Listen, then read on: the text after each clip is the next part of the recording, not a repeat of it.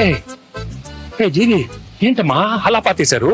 మా వైజాగ్ బీచ్ లో లోపల ఇసుక లోపల ఇలా ఏంటమ్మా? మ్యూజిక్ సిట్టింగ్ అని పిలిచారు సార్, పాతేశాడు సార్. ఈ అనిల్ చూస్తే వణికేచేస్తుందమ్మా. ఏదో ఒకటి అడుగుతాడు. నాకు తెలిసి పటాస్ అప్పుడు బానే ఉన్నాడు సార్. మీరే బాగా ప్యాంపర్ చేశారు.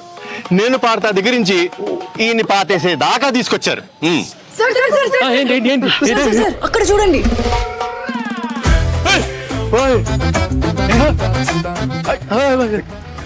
అనిల్ ఏంటి అనిల్ ఈ కత్తి? కత్తి లాంటి ప్రమోషన్ చేస్తున్నానని ఫ్యాన్స్ నా చేతిలో కత్తి పెట్టి ఈ తలపాగా పెట్టి కాన్సెప్ట్ కింగ్ అని ఒక బిరుదు ఇచ్చారు సార్.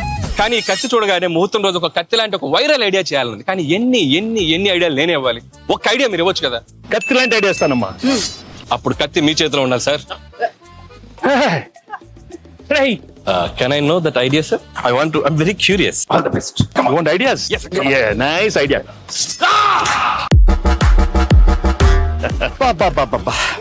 రావిపూడి రక్తంతో విజయ తిలకం దిద్దిన వెంకటేష్ గారు.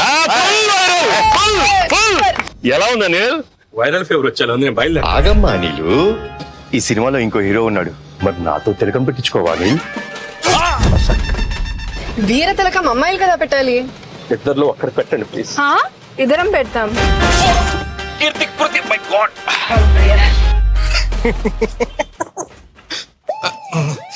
బాగా ఎంజాయ్ చేస్తున్నట్టున్నా. వద్దురా, నా కడుపు నిండిపోయింది.